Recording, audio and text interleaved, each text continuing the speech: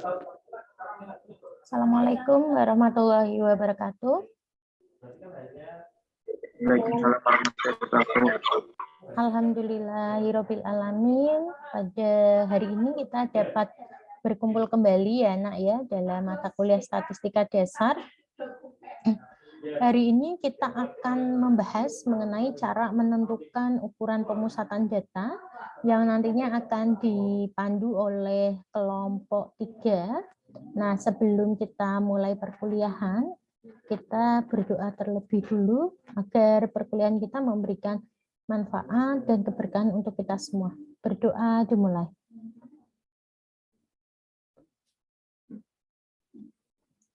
Cukup?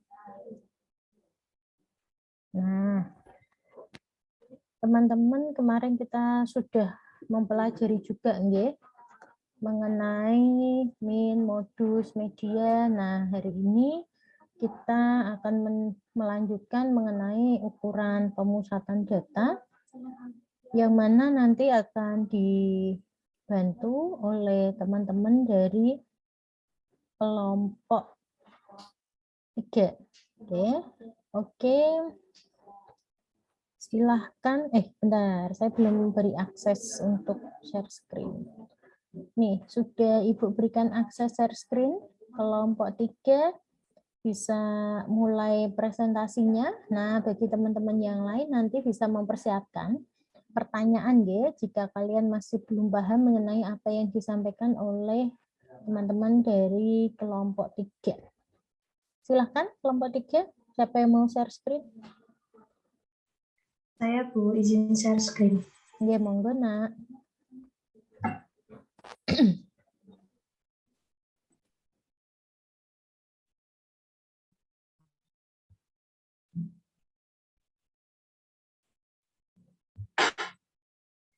Baik, Assalamualaikum warahmatullahi wabarakatuh. Pada yang terhormat, Ibu Ratri Rahayu selaku dosen pengampu mata kuliah statistika dasar dan teman-teman semua yang saya sayangi dan yang saya banggakan. Di sini kami dari kelompok 3 akan mempresentasikan mengenai langkah-langkah menentukan ukuran pemusatan.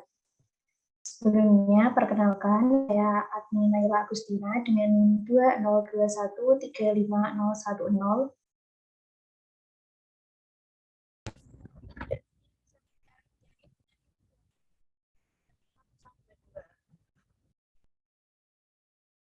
Dan teman saya Risha Putri Alifiani dengan 2021351022. Langsung saja menuju materi yang pertama, yaitu mengenai pengertian ukuran pemusatan data. Ukuran pemusatan data adalah statistik ringkasan yang mewakili titik pusat atau nilai tipikal dari berbagai kumpulan data. Sifat-sifat ukuran pemusatan data ada 4. Yang pertama yaitu harus mempertimbangkan semua data dalam kelompok data. Yang kedua, tidak boleh terpengaruh oleh nilai-nilai ekstrim atau outlier. Yang ketiga, harus stabil dari sampel ke sampel. Dan yang terakhir, harus mampu digunakan untuk analisis statistik lebih lanjut. Macam-macam ukuran pemusatan data ada 3. Yang pertama yaitu rata-rata atau mean, yang kedua yaitu modus, dan yang ketiga ada median. Yang pertama, rata-rata atau mean. Rata-rata merupakan rasio atau perbandingan dari total nilai pengamatan dengan banyaknya pengamatan. Rata-rata digunakan apabila jenis datanya adalah numerik yang berbentuk interval atau rasio. Jika datanya adalah kategori ordinal, maka sebaiknya menggunakan median, dan jika datanya adalah numerik nominal, maka sebaiknya menggunakan modus. Yang kedua, sebaran datanya simetris, dan yang ketiga tidak terdapat penjilan atau outlier. Selanjutnya, modus. Modus dapat diartikan dengan nilai yang sering muncul pada data pengamatan yang diperoleh atau suatu nilai yang mempunyai frekuensi tertinggi pada data pengamatan. Biasanya, modus hanya digunakan untuk tujuan deskriptif karena nilai modus tidak mempertimbangkan distribusi data. Selanjutnya, median. Median merupakan nilai tengah yang bisa diperoleh setelah mengeluarkan data dari yang terkecil ke yang terbesar. Median sangat baik digunakan ketika rata-rata tidak memenuhi syarat pada data berbasis interval atau rasio, yaitu ketika distribusi data tidak simetris dan skala data numeriknya ordinal. Ukuran pemusatan data ada dua, yaitu ukuran pemusatan data tunggal dan ukuran pemusatan data kelompok. Di sini saya akan menjelaskan ukuran pemusatan data tunggal. Yang pertama ada rata-rata atau mean. Untuk rata-rata atau mean, kita dapat menggunakan rumus X bar sama dengan X1 tambah X2 ditambah X3 tambah Xn per N. Atau juga bisa menggunakan rumus sigma XI per N, di mana I sama dengan 0 sampai dengan N. Untuk contohnya, tentukan rata-rata dari data 4, 6, 5, 4, 7, 8, 3, 4, 5, dan 7. Di sini kita dapat menggunakan rumus X bar sama dengan X1 tambah X2 tambah Xn per N, di mana kita tahu 4 sebagai X1, 6 sebagai X2, 5 sebagai X3, begitu juga seterusnya. Dan N atau banyaknya data dari data ini adalah 10. Sehingga kita dapat memasukkannya ke dalam rumus ini dan didapatkan hasil 5,3 sebagai rata-ratanya. Selanjutnya modus. Untuk menentukan suatu modus data, maka kita hanya perlu mengurutkan data dari yang terkecil ke yang terbesar, kemudian mencari frekuensi data yang paling tinggi.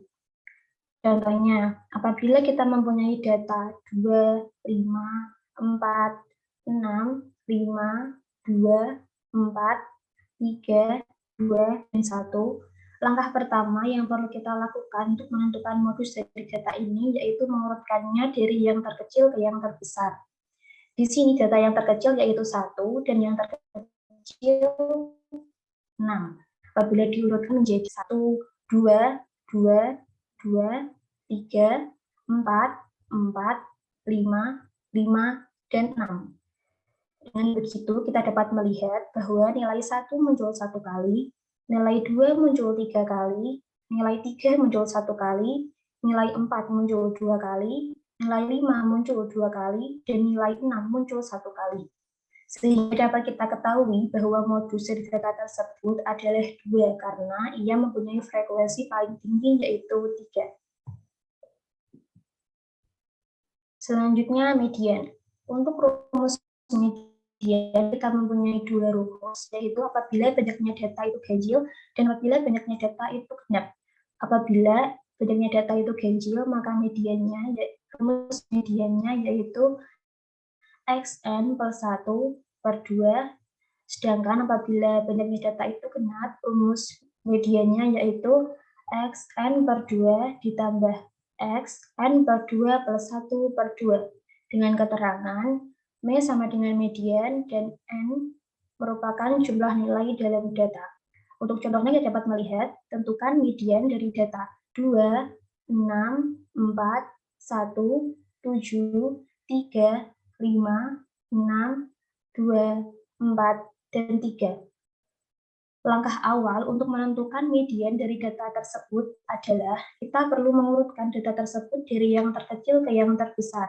Sehingga urutan data di atas yaitu 1, 2, 2, 3, 3, 4, 4, 5, 6, 6, dan 7. Kemudian karena jumlah data tersebut ganjil yaitu 11, maka untuk mencari median dari data ini kita menggunakan rumus M sama dengan Xn plus 1 per 2.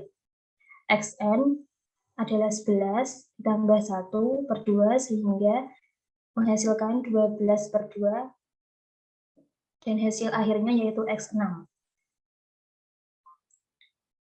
Jadi median dari data tersebut adalah X6 atau 4. Ini diperoleh dari data yang sudah diurutkan ini.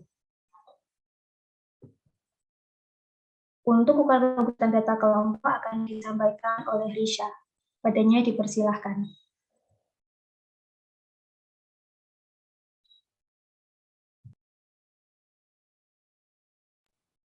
Yang berikutnya yaitu ukuran pemusatan data kelompok.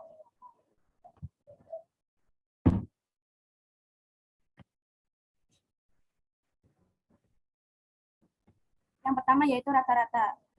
Rata-rata pada data kelompok memiliki rumus X bar sama dengan sigma N dari I sama dengan I sama dengan 1, FI kali XI per sigma N dengan I sama dengan 1, FI atau sigbar sama dengan sigbar S atau sigbar sementara sigma N dari I sama dengan 1, FI DI per sigma N I sama dengan I min 1 sama F1 dengan keterangan X bar sama dengan rata-rata atau mean, XI sama dengan nilai tengah data ke I, FI sama dengan frekuensi data ke I, sigma bar S sama dengan rataan sementara, yaitu dipilih pada interval dengan frekuensi terbesar, DI yaitu simpangan ke I. Selisih nilai XI dengan nilai XS.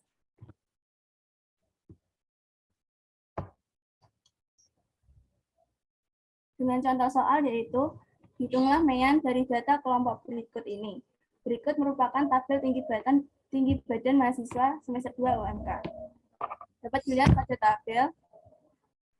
Kemudian cara penyelesaiannya yaitu langkah pertama dengan tentukan sigma N I sama dengan 1 FI yaitu 6 plus 4 plus 6 plus 4 sama dengan 20. Kemudian langkah keduanya yaitu tentukan sigma N dari I sama dengan 1 FI XI yaitu dengan mengalihkan antara titik tengah dan frekuensi kemudian dijumlahkan dan menghasilkan 3100. Kemudian langkah ketiganya yaitu masukkan ke rumus. Dengan sigma N dari I sama dengan 1 FI XI dibagi sigma N I sama dengan 1 FI yaitu 3100 dibagi 20 sama dengan 155. Jadi mean dari data kelompok di atas adalah 155 cm. Oke, stop dulu, Nak. Yang tadi balik lagi. Nah, ini coba-coba mundur satu slide lagi. Kita mau lihat rumusnya ya. Oke. Nih, sigma yang bawah ya, yang penyebutnya sigma FI dari I min 1 sampai N. Apakah itu I min 1 atau I sama dengan 1? I sama dengan 1. Nah, ini nanti bikin rancu ya kalau kalian salah nulisnya. Oke. Ini beda makna ya. Oke. Ke contoh coba, Nak, sebentar, Nak. Next slide. Nah, ini juga salah ya, berarti ya. Nanti tolong diperbaiki dulu. Yang sigma FI-nya. Ya. Oke, boleh dilanjutkan, Mbak.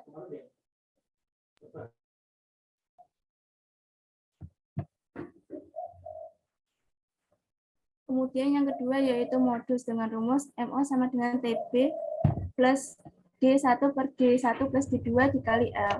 Dengan keterangan MO sama dengan modus data tunggal, TB merupakan batas bawah kelas modus data kelompok, D1 merupakan selisih frekuensi kelas modus dengan sebelum kelas modus, D2 yaitu selisih frekuensi kelas modus dengan setelah kelas modus, L yaitu panjang kelas.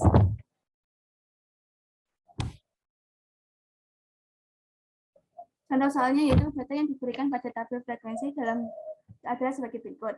Tentukan modus dari data tersebut. Penyelesaiannya yaitu modus pada penyajian data kelompok pada tabel terletak rentang kelas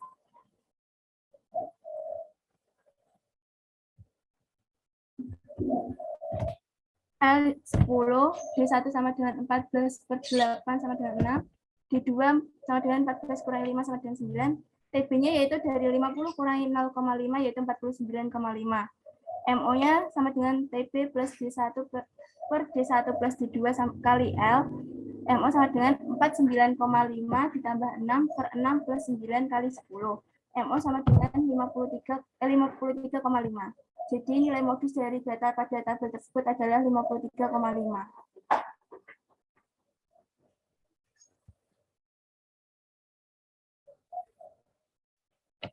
Yang ketiga yaitu median. ME sama dengan TB plus N per 2 dikurangi F per F kali C. Keterangan, ME sama dengan median, TB sama dengan tepi bawah kelas, N sama dengan jumlah data, F sama dengan frekuensi median, F sama dengan jumlah frekuensi sebelum frekuensi median, C sama dengan panjang interval median.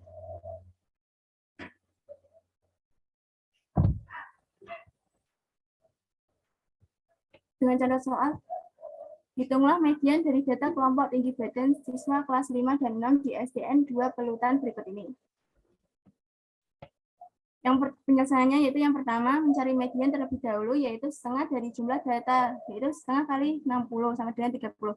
Jadi median terletak pada data ke-30 dan 31 yang terletak pada interval ketiga, yaitu 170 sampai 179. Kemudian dari data tersebut, ditemukan F sama dengan 16, kemudian PB-nya sama dengan 170 kurangi 0,5 sama dengan 169,5, kemudian F-nya yaitu 25, C-nya 10. Kemudian memasukkan pada rumus. MS sama dengan TB plus N per 2 kurangi F per F kali C. MS sama dengan 169,5 ditambah 60 per 2 kurangi 25 per 16 kali 10. MS sama dengan 169,5 ditambah 28 per 8. Kemudian ME-nya yaitu 172,5 per 8. Jadi median dari data kelompok pada tabel di atas adalah 172,5 per 8.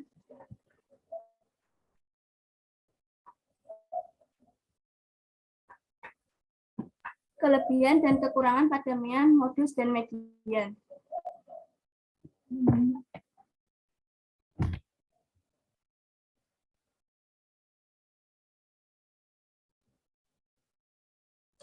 Yang pertama yaitu rata-rata. Kelebihan dari rata-rata yaitu lebih populer dan lebih mudah digunakan. Dalam satu set data, rata-rata selalu ada dan hanya ada satu rata-rata. Dalam penghitungannya, selalu mempertimbangkan semua nilai data. Tidak peka terhadap penambahan jumlah data, variasinya paling stabil, cocok digunakan untuk data yang homogen. Kemudian yang kelemahannya pada rata-rata yaitu sangat peka terhadap data ekstrim. Jika data ekstrimnya banyak, rata-rata menjadi kurang mewakili atau representatif, tidak dapat digunakan untuk data kualitatif, tidak cocok untuk data heterogen.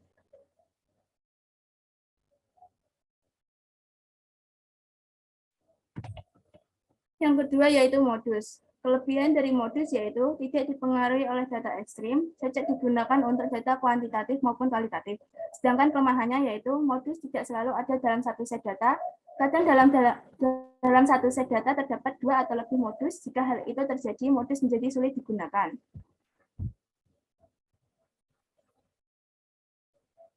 Yang ketiga yaitu median. Kelebihan dari median yaitu tidak dipengaruhi oleh data ekstrim, dapat digunakan untuk data kualitatif maupun kuantitatif, cocok untuk data heterogen.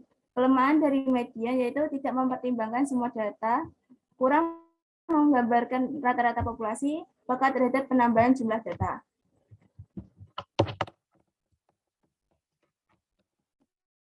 Hubungan antara median dan mean.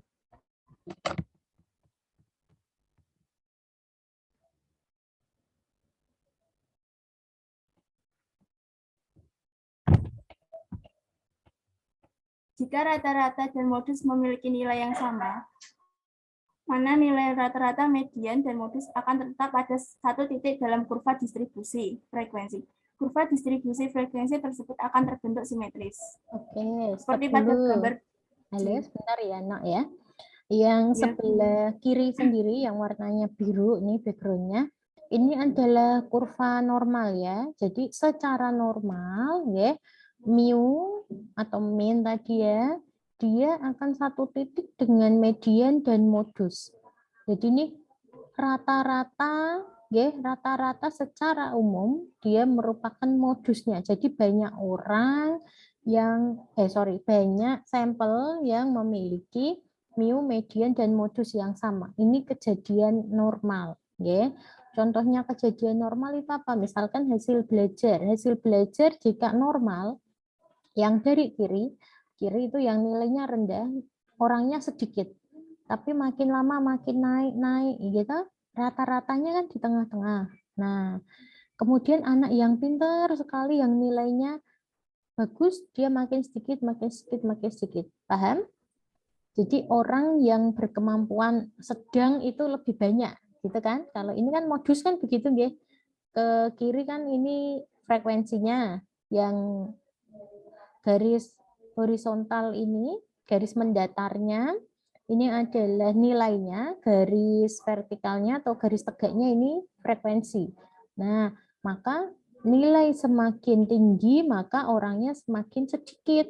Nilainya rendah banget, ya orangnya sedikit. Nah, ini namanya distribusi frekuensi yang normal, kurva normal. Kemudian, mohon maaf ya, kelompok 3, ini Ibu ambil alih ya. Kemudian kurva yang warnanya pink nih, dia namanya condong ke kanan, ya. Menceng kanan atau kemencengannya positif. Nah, ini menceng, ini seperti bahasa Jawa ya, menceng condong ya, condong ke kanan, di mana modusnya, lihat kurvanya tertinggi puncaknya, ini berarti modusnya ya. Modusnya berada di sebelah kiri dibandingkan dengan mediannya, dan rata-ratanya itu nanti ada di sebelah kanannya. Ya, karena ini kan banyak yang nilainya rendah tapi langsung tinggi dia frekuensinya. Nah, kemudian jika dia menceng ke kiri atau miring ke kiri, ya, di sini rata-ratanya ada di sebelah kiri, diikuti median nilai tengahnya, dan modusnya ada di sebelah kanan, seperti itu. Jadi nanti pertemuan berikutnya kita akan membahas mengenai kemiringan data dan kecondongan data. Gini ya. Oke. Oke, boleh dilanjut, Mbak. Kelompok 3. Yang untuk ini sudah Ibu jelaskan.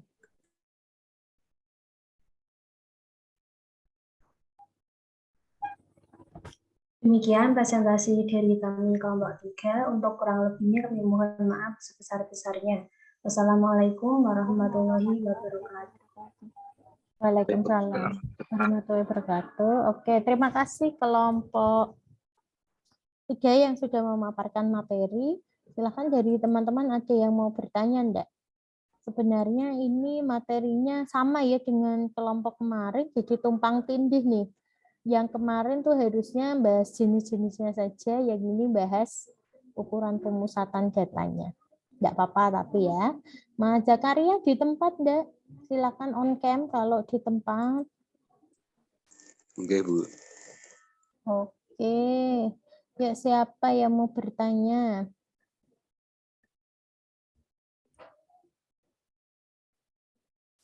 Halo? Enggak ada yang mau bertanya? Ini bertanyanya sama Bu Ratri apa sama kelompoknya, Bu? Sama kelompok 3, Ra. Saya anggota tambahan. Nanti kalau kelompok 3 sudah mencoba menjawab, saya akan klarifikasi. Ya, silakan.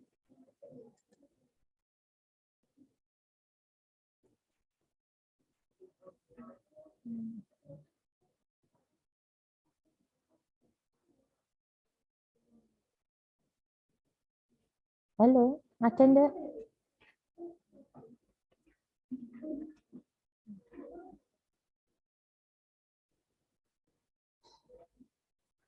Enggak ada yang tanya? Atau tanya ke Bu Ratri deh, enggak apa-apa kalau kalian takut dimarahin sama temenmu. Tanya Ya, ke sama saya Bu Ratri boleh. aja ya, Bu. Oke, silahkan. Jadi gini, Bu. Misal ya, kan ada suatu data. Nah, itu tuh di dalamnya tuh ada 2 modus. Nah, itu terus cara ngerjainnya itu kita milih salah satu atau semuanya gitu, Bu. Ini data berkelompok atau data tunggal? Data kelompok. Data berkelompok, oke. Nah, pertanyaan bagus ya. Kan sebelumnya belum pernah ada ya, Nok ya, untuk data berkelompok dengan jumlah frekuensi yang sama. Oke. Kelompok 2 mau jawab dulu, kelompok 3, Mbak Adni, mau jawab dulu atau saya langsung jawab? Bu Ratri, Kersani. Kalian dulu coba deh. Saya analogkan dengan data yang tunggal ya.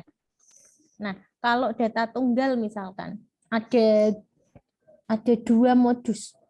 Cara menulisnya gimana? Ada 2 data yang memiliki frekuensi yang sama banyaknya. Cara nulisnya gimana, Mbak April? Misal ada 2 ya Bu, itu berarti kan tulisnya ada kata dan gitu kan Bu? Ya, misal ya.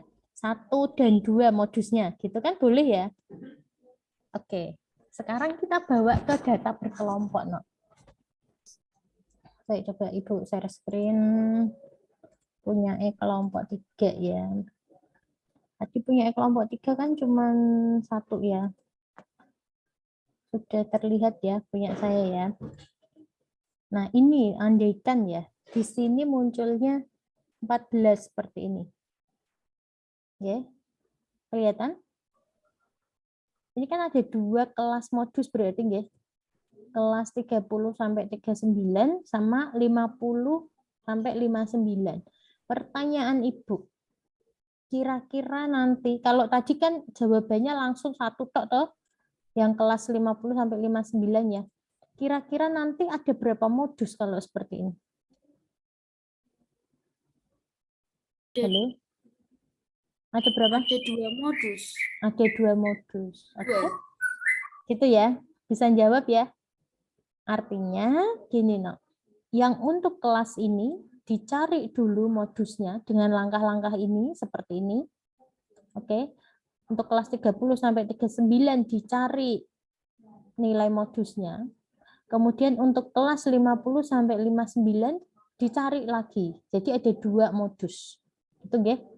Jadi nilai modus dari data dari tabel frekuensi yang disajikan ada 2 jawabannya. Tidak hanya 1. Kalau tadi kan 1 karena kelas modusnya cuma 1.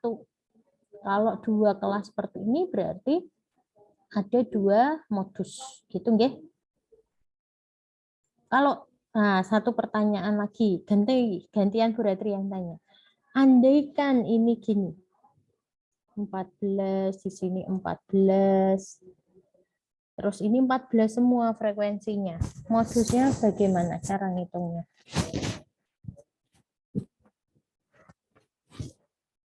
Ada yang bisa menjawab? Selain Mbak April, boleh? Kelompok yang kemarin.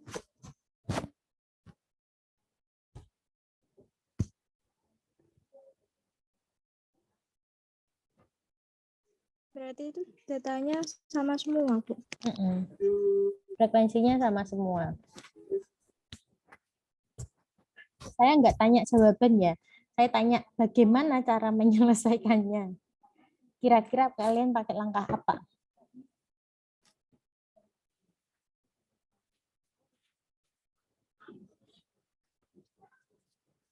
Halo?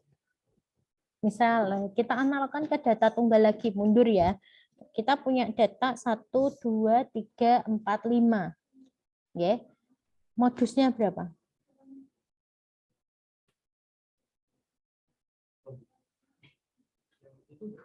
Tidak ada, Bu. Tidak punya modus. Oke. Kita masuk ke sini contoh soal ini. Distribusi frekuensi dengan banyaknya frekuensi 14, 14, 14, 14, 14. Modusnya berapa? Tidak ada modusnya. Oke, tidak ada modus. Gitu ya. Cara mengerjakannya seperti itu. Ya, bisa ya. Jadi kasus-kasus tertentu seperti ini teman-teman juga harus tahu. Gitu. Oke. Selain Mbak April, ada yang mau bertanya enggak? Bu, mau tanya. Tadi yang share screen tadi, Bu. Gimana? Itu kan misal tadi frekuensi terbanyaknya di datanya pol atas. Ya. Misal gini, terus Hanya di kelas 30 sampai 39. Nah, itu kan nyari 1, di 1 itu kan dikurangi sama atas. kelasnya. Berarti itu 14, berarti itu nanti 18 dikurangi 14 atau gimana, Bu? 18 dikurangi dengan kelas 14 Iya. yang bawah. Oke, thank you Ya, D1. pertanyaannya. Nyari D1. Oke, nah untuk kasus seperti ini, ya, jujur Bu Ratri belum pernah menemukan bentuk aslinya, Mbak. Oke, jadi tadi saya paham pertanyaan. Misalkan bentuknya seperti ini, ya. Jadi ini kan kita punya frekuensi kelas pertama kan 18, ya. Padahal kita butuh D1 yaitu selisih kelas modus dengan kelas sebelumnya ya. Nah, di sini nih kan yang rumusnya nih. D1 adalah selisih frekuensi kelas modus dengan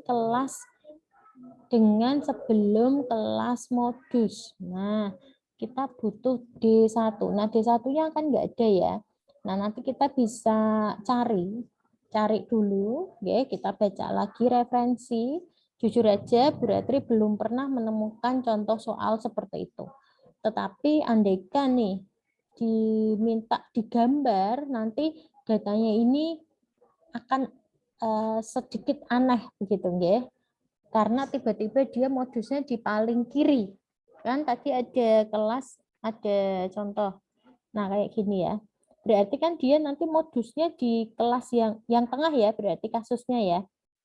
Jadi yang paling kiri nanti ada kelas modus, gitu. Paham enggak maksud Ibu? Jadi dengan interval kelas pertama, berarti kan di sini dia modusnya berada di kelas pertama. Tetapi kalau di kelas pertama ini sudah ada modus, berarti kan tiba-tiba langsung tinggi sekali di sini, ya.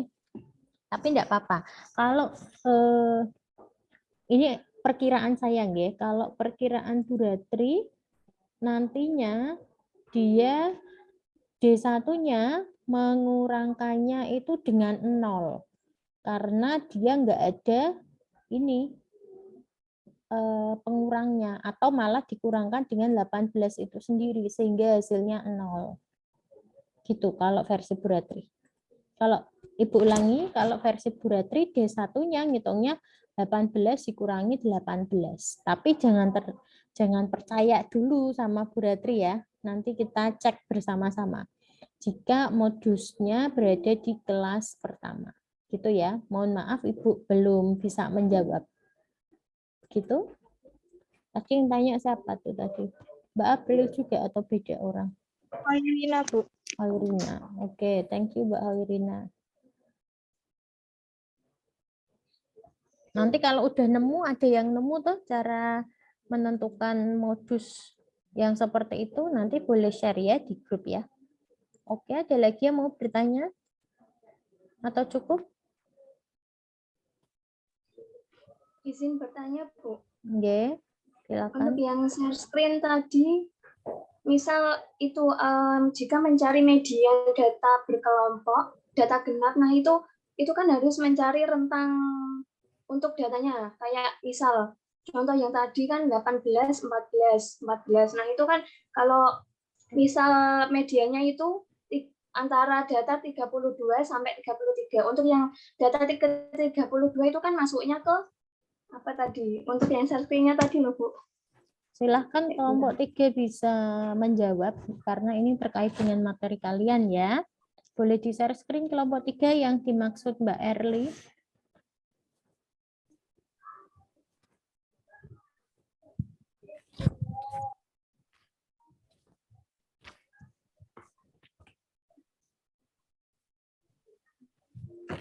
Untuk yang contoh soal median.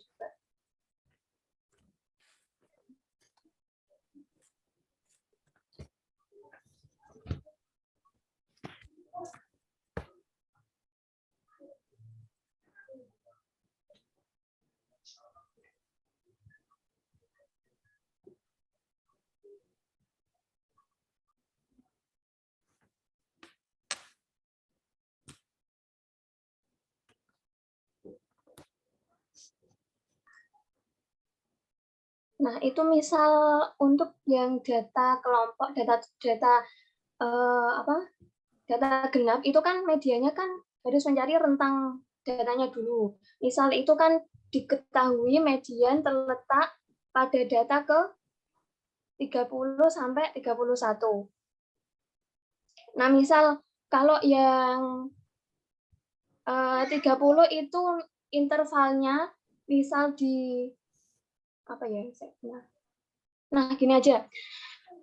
Untuk medianya misal diketahui itu rentangnya 25 sampai 26. Ya, kalau yang 25 itu kan intervalnya dari 160 sampai 169. Nah, sedangkan yang 26 itu masuknya ke 170 sampai 179. Nah, itu mencari TB-nya itu nanti bagaimana? Mencari dua-duanya atau gimana?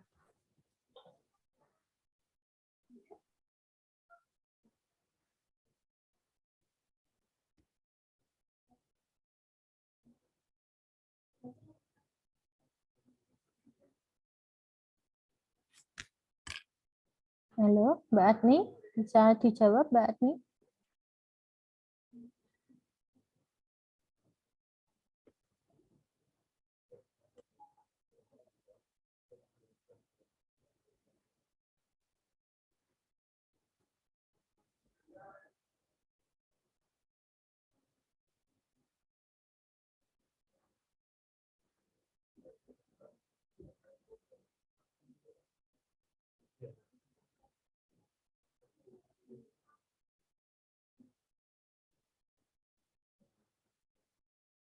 Oke, Mbak Adni ini masih mikir sepertinya ya. Nah, Mbak Erli, untuk sekali lagi ya, untuk kasus-kasus seperti itu kan kita belum pernah melihat ya, maksudnya melihat contoh aslinya. Ini kan tadi andaikan begitu ya Mbak Erli ya. Andaikan nanti jumlahnya itu 50 dan ternyata medianya terletak antara data ke-25 dan ke-26. Sedangkan F-nya kan sudah mulai masuk ke apa namanya ke kelas berikutnya, nggih.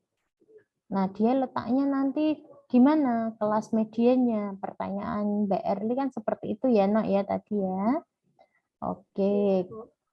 Nggih. Nah, untuk pertanyaan dirimu seperti itu, kalau Bu Ratri menyarankan dia masuk ke kelas yang 25 ya, karena nanti dia lebih banyak di sana medianya daripada di kelas setelahnya atau di kelas 170 sampai 179. Itu versi saya, gitu ya. Bu Ratri juga punya keterbatasan, teman-teman mahasiswa juga apalagi, nggih. Nanti coba kita cari contoh-contoh soal yang seperti itu. Kalau untuk mencari median ini seharusnya kan rumusnya tidak begini, nggih, tidak langsung setengah kali 60 sama dengan 30 kan nggak seperti itu. Kan ada penyelesaian median untuk datanya jumlahnya genap atau jumlahnya ganjil, itu kan rumusnya berbeda. Tetapi ini untuk memudahkan teman-teman mahasiswa sehingga dapat memperoleh hitungan yang lebih cepat gitu loh maksudnya. Ini kan hitungan kasar atau strategi untuk menentukan mana kelas yang merupakan kelas median. Seperti itu Mbak Erli, ya. Oke, nanti mungkin Mbak Erli bisa membantu mencari seandainya nemu contoh soal yang seperti contoh soal dengan kondisi seperti yang Mbak Erli maksudkan tadi. Gitu ya, Nak ya. Oke, jadi nanti Jadi nanti mungkin ada banyak situasi atau kondisi di mana soal-soal itu nggak bisa secara langsung diselesaikan dengan rumus-rumus yang sudah diberikan. Gitu ya, Nak ya. Oke. Untuk kelompok 3 dia jangan untuk saya. Pertanyaannya nih, Mbak Adni udah menunggu nih. Siapa yang mau tanya? Atau ini jangan-jangan udah bisa semua sehingga yang aneh-aneh, kasus aneh ini baru muncul-muncul. Tadi Bu lihat contoh, latihan soalnya, Mbak Adni, latihan soal untuk yang kamu taruh di PPT, ya Nok ya.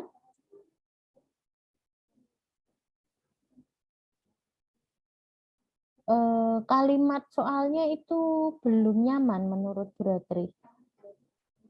Latihan soal nomor 3 coba ya. Masa upah pekerja dalam suatu pekerjaan, nah itu disuruh ngapain, Beb? Ya, nggak ada perintahnya. Terus kalau ya kelihatan ya tadi ya. Iya, Bu. Oke. Nanti coba diperbaiki dulu sebelum teman-teman mengerjakan. Itu ya, Iya. teman-teman. Cukup? Apakah sudah cukup? Dilanjut latihan? Ada lagi mau bertanya? Kalau tidak ada, nanti kalian lanjutkan latihan dari kelompok 3, ya. Sebelumnya kita lagi perbaiki dulu ya, Mbak Ati ya. Iya, Bu. Ya, tapi cepet ya. Karena kan biar nggak numpuk-numpuk, tugasnya cuma menyelesaikan itu, ya. Oke, Ibu tutup kuliahnya. Terima kasih atas perhatian teman-teman mahasiswa. Ibu mohon maaf apabila di dalam menyampaikan masih banyak kekurangan. Oh iya, untuk kasus-kasus tadi yang disampaikan oleh Mbak Hoirina sama Mbak Erli ya, bisa dicek kembali seandainya teman-teman nemu, tolong share di grup WhatsApp sehingga menambah pengetahuan bagi kita semua. Kita berdoa di penutup perkuliahan, semoga apa yang sudah kita pelajari hari ini ya dapat menjadikan manfaat dan keberkahan bagi hidup kita. Berdoa mulai. Cukup? Ibu tutup ya, semoga kita semua diberikan kesehatan oleh Allah Subhanahu wa taala. Wabillahi taufiq wal hidayah. Assalamualaikum warahmatullahi wabarakatuh. See you, bye bye.